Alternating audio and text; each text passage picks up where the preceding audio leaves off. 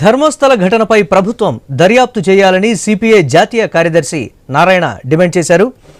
పవిత్ర దేవస్థానం ఆవరణలో వందలాది మంది చనిపోవడం దారుణమని అన్నారు. దాదాపు 500 మంది హత్యకు గురయ్యారని, అనేక మంది మహిళలపై అత్యాచారం చేసి హతమార్చినట్లు ఆరోపణలు వస్తున్నాయని చెప్పారు. ఈ ఘటనకు సంబంధించి ట్రస్ట్ బోర్డు చైర్మన్తో పాటు ఇతర సభ్యులపై ఎంక్వైరీ వేయాలని కోరారు నారాయణ.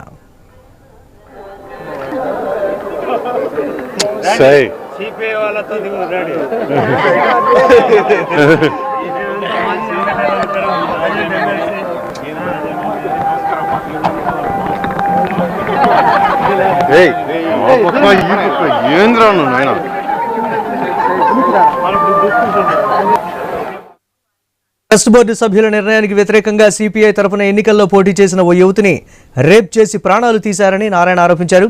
సిట్ దర్యాప్తు లేట్ అయ్యే అవకాశం ఉన్న నేపథ్యంలో ఈలోపు ఆరోపణలు ఎదుర్కొంటున్న వారిని అరెస్టు చేయాలని డిమాండ్ చేశారు. నైవేద్య విరామ సమయంలో తిరుమల శ్రీవారిని దర్శించుకున్న అనంతరం సిపిఐ నారాయణ ఈ వ్యాఖ్యలు చేశారు.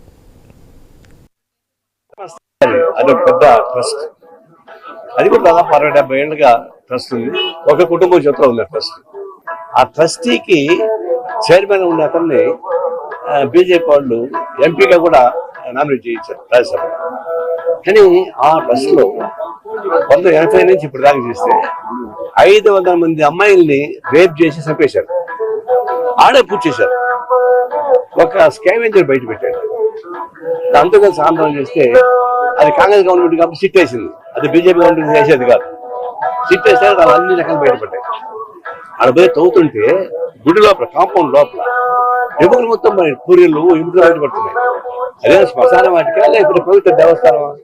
పవిత్ర దేవస్థానంలో పూరీలు ఎముకలు బయటపడుతుంటే కొత్త తీస్తే దాదాపు 500 మంది ఆలయంలో